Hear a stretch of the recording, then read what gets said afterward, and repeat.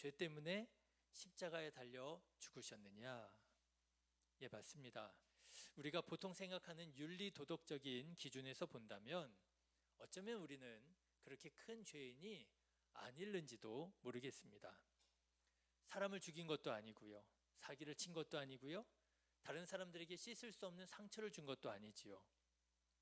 그러나 성경에서 말하는 죄는 우리가 보통 생각하는 윤리 도덕적인 그런 죄라기보다는 보다 영적이고요, 보다 본질적인 죄로, 어떤 죄라고요?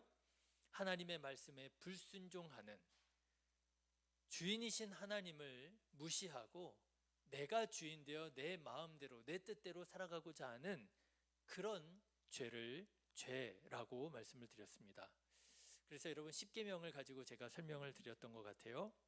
1계명부터 4계명, 하나님과 사람 사이의 관계, 5계명부터 10계명, 사람과 사람 사이의 관계에 대한 말씀 아닙니까? 그런데 여러분, 우리는요 5계명부터 10계명까지는 우리는 정말 그것을 율법이라고 생각하고 그것을 어겼을 때에는 죄라고 생각하더라고 하는 것이에요. 그렇죠? 그런데 1계명부터 4계명까지의 이 계명, 하나님만을 섬기고요, 우상을 만들지 말고요, 하나님의 이름을 망령되게 일컫지 말고요, 그리고 하나님의 날을 거룩하게 지키고요. 여러분, 이것이 어쩌면 보다 본질적인 죄라 하는 것입니다. 그런데 우리는 이상하지요? 1계명부터 4계명까지 어기는 것에 대해서는요 죄의식을 잘 갖지 못하는 것 같아요. 에이, 살다 보면 그럴 수도 있지 뭐. 그렇죠? 아니, 살다 보면 뭐 하나님의 이름을 좀 내 이익을 위해서 함부로 사용할 수도 있지 뭐. 그런데 사람은 죽이면 돼요, 안 돼요? 그건 절대로 안 되는 거고요. 간음을 하면 돼요, 안 돼요? 그거는 절대로 하면 안 되는 것이고요. 하나님께서 우리에게 주신 이것이 너희가 하나님의 백성으로서 지켜야 할 계명이다, 하나님께서 주신 이 10계명을 우리도 모르는 사이에 이거는 절대로 어기면 안 되는 죄이고, 이거는 좀 뭐 그럴 수도 있지, 어길 수도 있지, 우리도 모르게 그렇게 하나님과 우리 사이에 이런 관계에 소홀하고 오히려 하나님을 무시하는 죄를 지으며 살아가고 있더라라고 하는 것입니다. 예, 물론 5계명부터 10계명까지도 어기시면 안 돼요. 부모님을 공경하시기를 주님의 이름으로 축원합니다. 사람 죽이시지 않으시기를 주님의 이름으로 축원합니다. 이거 뭐 당연해서. 여러분, 간음하지 마시고요, 도둑질하지 마시고요, 남의 것을 탐내지 마시고요, 거짓 증언하지 마시고요. 여러분, 5계명부터 10계명까지도 철저하게 지키시기를 주님의 이름으로 축원합니다. 그런데 여러분, 어쩌면 5계명부터 10계명보다 더 우리가 힘써서 지켜야 될 것이 몇 계명이라고요? 1계명부터 4계명까지라는 거예요. 내가 정말 하나님만을 섬기고 있는가? 여러분, 정말 하나님만을 섬기고 있습니까? 내가 우상을 만들지 말아야 될 텐데, 여러분 혹시 우상을 만들고 있지는 않습니까? 하나님의 이름을 망령되게 일컬으면 안 되는데, 여러분, 우리가 신앙생활하면서 나도 모르게 하나님의 이름을 망령되게 일컫고 있지는 않습니까? 주의 날을 거룩하게 지키지 못하고 있지는 않습니까? 여러분, 1계명부터 4계명까지 하나님과 우리 사람 사이의 이 관계에 대한 말씀에 있어서까지도 여러분 철저하게 지키시기를 주님의 이름으로 축원합니다. 예, 이것이 하나님께서 우리에게 말씀하신 율법이에요. 그래서 하나님께서는 뭐라고 말씀하셨느냐? 이 계명을 지키지 않으면, 이 하나님의 말씀을 순종하지 않으면 어떻게 된다고요? 정령 죽으리라 하나님께서 말씀하셨다는 거예요. 정령 죽으리라. 그래서 이 세상에 이 죄로 인해서 애통하고 곡하고 아파하는 고통이 찾아오게 된 것이지요. 죽어도 하나님에 들어가지 못하고 영원한 지옥불에 던져지게 되는 끔찍한 심판을 받게 된 것입니다. 성경을 보니까요, 예수님께서 영원한 형벌에 대해서 말씀을 하시는데 이렇게 말씀하세요. 한 거지가 있었다는 거예요. 그런데 이 거지가 죽었는데 죽어서 보니까 아브라함의 품에 다 안겨 있었더라는 거예요. 그런데 그 평소에 거지를 보고도 긍휼히 여기지 않고 도와주지 않았던 부자가 있었더라는 거예요. 그런데 그 부자가 죽어서 어떻게 됐다고요? 지옥에 가게 되었다는 거예요. 그런데 그 부자가 이렇게 탄식했다라고 하는 것 아닙니까? 불러 이르되 아버지 아브라함이여 나를 긍휼히 여기사 나사로를 보내어 그 손가락 끝에 물을 찍어 내 혀를 서늘하게 하소서. 내가 이 불꽃 가운데에서 괴로워하나이다. 여러분, 나사로가, 이 부자가 지금 어떤 상황 가운데 있다고요? 불꽃 가운데에서 괴로워하고 있다라고 하는 거예요. 하나님께서 말씀하신 정령 죽으리라 라고 하는 이 말씀은 우리가 이 세상을 살아가는 동안 온갖 고통과 온갖 아픔을 겪을 뿐만 아니라 죽으면 끝이지 뭐, 아유 내가 빨리 죽어야지, 죽어서 내가 이 꼴 보지 말아야지. 아니에요 여러분. 죽어도 죽는 게 아닙니다. 죽어도 그 고통이 끝나는 게 아니에요. 오히려 죽어서도 더 끔찍한 그 죄의 심판과 형벌을 우리가 받게 된다라고 하는 것이지요. 여기에 더 심각한 문제가 있습니다. 우리는 그 어떤 방법으로도 하나님께 지은 죄를 용서받을 수 없다라고 하는 게 더 끔찍한 문제예요. 여러분, 성경에 보면은요, 예수님께서 이런 말씀하십니다. 누구든지 성령을 모독하는 자는 영원히 사하심을 얻지 못하고 영원한 죄가 되느니라. 죄 짓고요, 특히 하나님 믿는 사람들 중에 죄 짓고요, 뭐 회개하면 되지, 그렇죠, 회개하면 되지, 하나님께서 용서해 주실 거야, 그리고 마음껏 죄를 짓는 사람들이 있더라고요. 그렇지 않습니다 여러분. 회개하면 되지, 누구 마음대로요? 회개가 그렇게 쉬운가요? 그렇지 않습니다. 사하심을 받지 못하는 죄가 있다는 거예요. 이게 정말 심각한 문제예요. 여러분, 하나님께서는 허언하지 않으신다 하셨습니다. 죄를 지으면 어떻게 되는 줄 아십니까? 정령 어떻게 된다고요? 죽으리라. 여러분, 죄의 삭은 사망입니다. 여러분, 결코 죄 짓지 않으시기를 주님의 이름으로 축원합니다. 근데 제가 이렇게 말씀을 드려도 고민인 거예요. 제가 이렇게 말씀을 드려도 이게 잘 체감이 안 되는 거예요. 그렇죠? 아마 예수님께서도요, 아마 답답하셨던 모양이에요. 아무리 말씀을 하셔도 사람들이 체감을 못하는 것 같으셨나 봐요. 그래서 예수님께서 비유로 말씀을 하시는데, 여러분, 이 죄가 얼마나 무거운지를 예수님께서 이렇게 말씀하십니다. 이 죄값이, 우리가 지은 죄값이 얼마라고요? 우리가 지은 이 죄값이 얼마라고요? 1만 달란트라고 하는 거예요. 1만 달란트. 여러분, 1만 달란트 그러니까 또 하나 닿잖아요. 그래서 제가 한번 계산을 해봤어요. 1만 달란트가 오늘날로 얼마나 되는 돈인가? 여러분, 1만 달란트 얼마나 될 것 같아요? 1,000원? 1만 달란트 얼마나 될 것 같아요? 1,000원? 1,000억? 만원? 죄값이 맞아요. 우리가 저렇게 생각하는 것 같아요. 1만 달란트 한 만원쯤? 내가 여기요. 그렇죠? 그리고 죄를 막 짓는 거예요 우리가. 여러분, 죄값이 1만 달란트. 1만 달란트가 얼마나 될까요? 100만 원. 야, 진짜 엄청 썼다, 그지? 내가 부를 수 있는 최고 34조 원입니다. 34조 원. 승기가 그래도 20조라 그랬어? 얼마라 그랬어? 23조. 34조입니다. 34조. 여러분 34조 해도 잘 안 와닿으시죠? 그래서 제가 고민 요즘에 제가 그 고민하고 있어요. 어떻게 하면 우리 성도님들이 체감할 수 있을까? 그래서 34조 해도 뭐 그런가 보다 하시잖아요. 그래서 제가 막 연구를 해봤어요. 어떻게 하면 와닿으실까?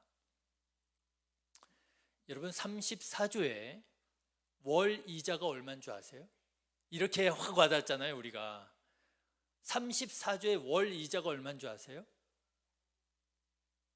4%로만 잡았을 때 4%로만 잡았을 때 월 이자가 1133억입니다. 월 이자가 1133억. 여러분 혹시 부채 있으세요? 저 있어요. 한 5천 몇백만 원 아니다. 저희 가정 부채는 한 2,600만 원 정도 되는 것 같아요. 이런 거 말해도 되나? 여러분 얼마 있으세요, 부채가? 1억 정도 되십니까? 넘어요. 예. 여러분 이 부채 이자 상환하셔야 되잖아요. 다달이. 이자만 상환하면 괜찮아요. 그렇죠? 몇 년 지나서 뭐까지요? 원금까지 상환을 해야 돼요. 그러면은요 체감이 확 달라집니다. 무슨 생각을 하게 돼요? 이것만 안 내도 내가 좀 살 수 있을 텐데, 그렇죠? 이것만 안 내도 내가 좀 여유롭게, 그래도 내가 좀 먹고 싶은 것도 먹으면서 살 수 있는데, 그렇죠?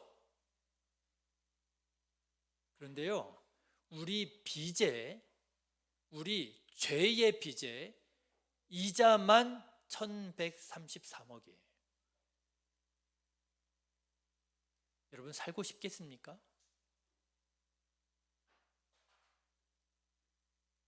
생각만 해도 머리가 아프지요. 목사가 이런 말 하면 안 되는 거 아는데요, 만약에 정말 우리에게 이런 빚이 있다면 죽고 싶을 것 같아요. 정말 희망이 보이지 않고. 저희 지방에 이제 믿음으로 도전하는 목사님이 있는데요, 월 교회에서 나가는 월 지출이 이자, 원금, 관리비 해서 한 달에 그냥 손도 못 대고 나가는 돈이 500만 원인 교회가 있어요. 한 달에 500만 원씩. 너무너무 힘들어하세요. 하나님의 은혜로 산다고 그래요. 500만 원도. 그런데 여러분 1133억 한 달에 숨이나 쉬어지겠습니까? 여러분 예수님께서 말씀하신 죄가 이런 거예요. 우리가 그러니까 이게 안 와닿죠? 회개하면 된다 생각하지요? 아닙니다. 여러분 죄가 얼마나 무섭고 무거운 건데요, 죄 지으면은요 우리가 살 맛이 안 나는 거예요. 차라리 죽는 게 낫겠다, 이런 생각을 하게 되는 게 죄인 거예요. 34조입니다. 여러분 이것이 하나님께서 말씀하신 정령 죽으리라 라고 하신 말씀의 무게고 뜻이에요. 우리의 운명은 이렇게 비참하게 정해져 있는 거예요. 우리가 얼마나 불쌍한 존재인 줄 아십니까? 그런데 바로 여기에서부터 복음이 시작되는 거예요. 우리를 사랑하시는 하나님께서 이렇게 비참한 가운데 있는 우리를 구원하시기 위해서 전에 없던 새로운 길을 만들어 주신 거예요. 그 길이 뭐냐? 바로 예수 그리스도의 십자가라고 하는 거예요. 하나님께서 범죄하여 죽을 수밖에 없는 우리를 대신하여 아무 죄 없으신 하나님의 아들 예수 그리스도께서 대신 고난 당하시고 죽으신 거예요. 여러분, 성경은 이 사건을 뭐라고 말하느냐? 1만 달란트를 어떻게 했다고요? 탕감해 주었다라고 말을 하는 거예요. 내가 갚아야 돼요. 갚을 수가 없어요. 생각만 하면 죽고 싶어요. 죽어도 끝이 안 나요. 죽을 수도 없어요. 왜요? 그 빚이 내 자녀들에게로 이어져 가거든요. 그런데 주인이요, 그 임금이요, 그 빚을 탕감해 주었다는 거예요. 이것이 바로 하나님의 사랑이고, 이것이 바로 하나님의 정의입니다. 하나님의 사랑은 그저 감정적인 사랑이 아니에요. 정의로운 사랑이에요. 그냥 옛다 하고 탕감해 주는 것이 아니라 그 빚을 하나님께서 대신 갚아주시고 치러주시는 거예요. 어떻게 해요? 아무 죄 없으신 예수 그리스도의 생명으로 예수님께서 우리들의 생명을 대신 갚아주셨다라고 하는 거예요. 여러분, 이제 내일 새벽 예배 말씀이기도 한데요, 예수님께서 십자가에 달려 죽으신 때가 공교롭게도 유월절이었습니다. 그런데 사실은 이게 우연이 아니었어요. 성경 말씀을 보면 예수님께서 유월절에 맞추어 예루살렘으로 가십니다. 그래서 유월절에 예수님께서 십자가에 달려 죽으시게 돼요.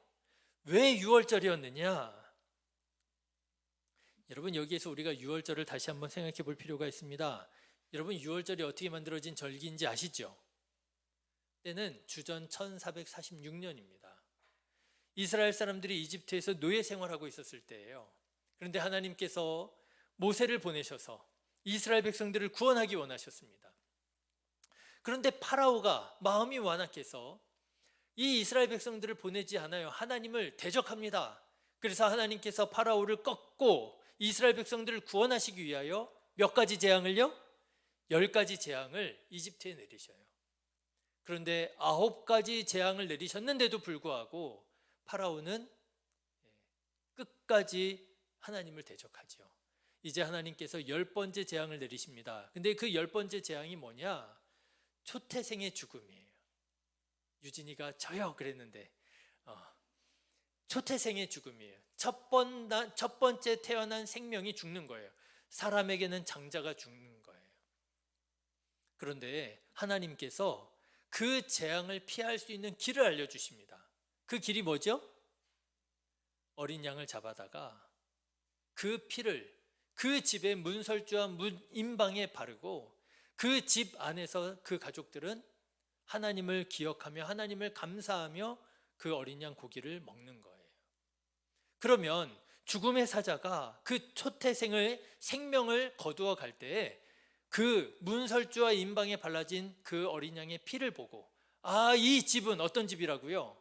하나님을 경외하는 집이로구나 알고 그 집을 그냥 넘어간다는 거예요. 그래서 유월입니다. 패스 오버, 넘어간다는 뜻이에요. 그 저주가, 그 재앙이 그 집에 들어가지 않고 그 사망이 그 집에 들어가지 않고 그 피를 보고 이 집은 하나님을 믿는, 하나님을 경외하는 집이구나 넘어간다는 거예요. 그래서 하나님을 믿지 않는 이집트의 가정에서는 초태생들, 장남들이 다 죽어나갑니다. 그런데 하나님을 경외하는 그 문집에 인방과 설주의 문설주에 피를 바른 집에 생명들은 죽지 않아요.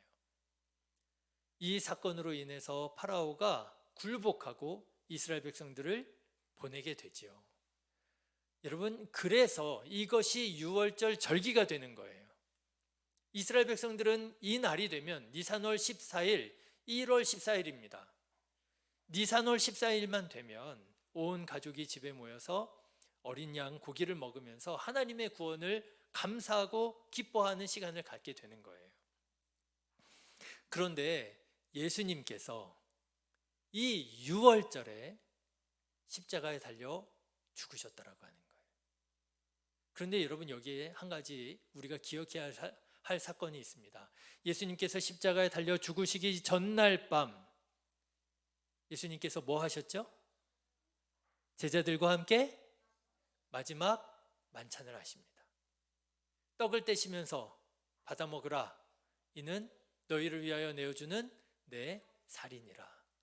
포도주를 돌리시면서 받아 마셔라. 이는 너희를 위하여 흘리는 내 피니라 말씀하십니다. 우리가 오늘날의 성만찬이라고 우리가 하는 것이지요. 그런데 이 마지막 만찬을 유대인들은 뭐라고 부르느냐? 유월절 만찬이라고 부르거든요. 방금 전에 말씀드린 것처럼 하나님의 구원을 기억하고 감사하면서 온 집안 사람들이 모여가지고 고기를 먹는 거예요. 그런데 여러분, 우리가 꼭 기억해야 될 것이 있습니다. 예수님께서 제자들과 함께 마지막 만찬을 나누실 때 거기에 꼭 있어야 될 게 없었어요. 뭐가 없었을까요? 양고기가 없었어요. 여러분, 6월절에서 양고기는요, 우리나라 설날의 떡국이에요.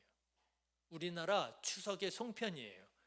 없어서는 안 되는 거예요. 반드시 있어야 되는 메인 디시입니다. 그런데 예수님 이상하지요? 제자들과 함께 6월절에 6월절 만찬을 즐기시는데, 나누시는데 반드시 있어야 되는 양고기가 없는 거예요.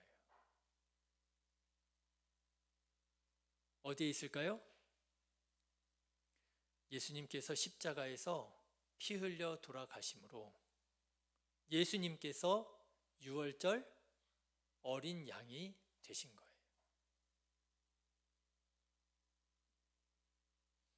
여러분, 예수님을 일찍이 보았던 세례 요한이 예수님을 보고 이렇게 말을 합니다. 요한복음 1장의 말씀인데요.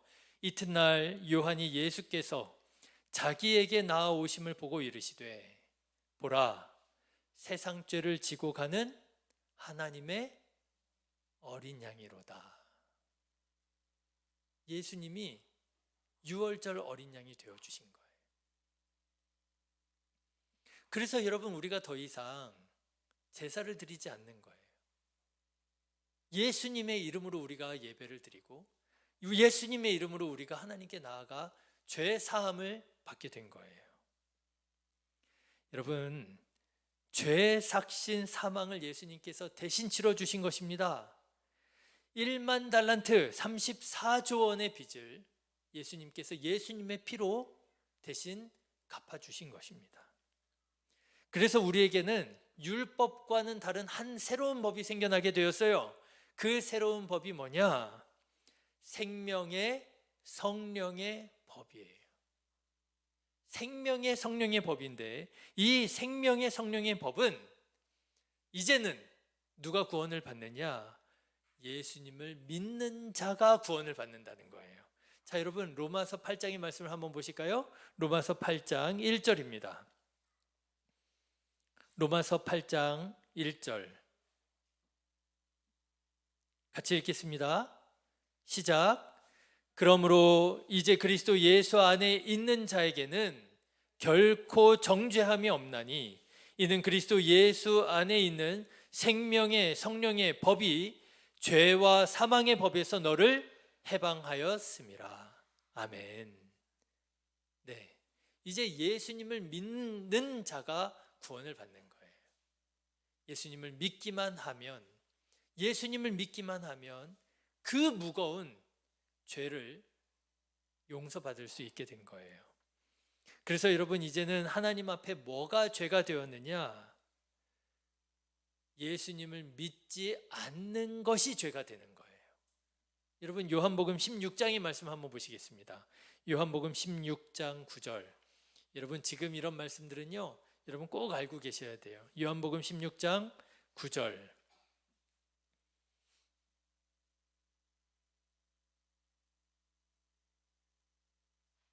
같이 읽어볼까요?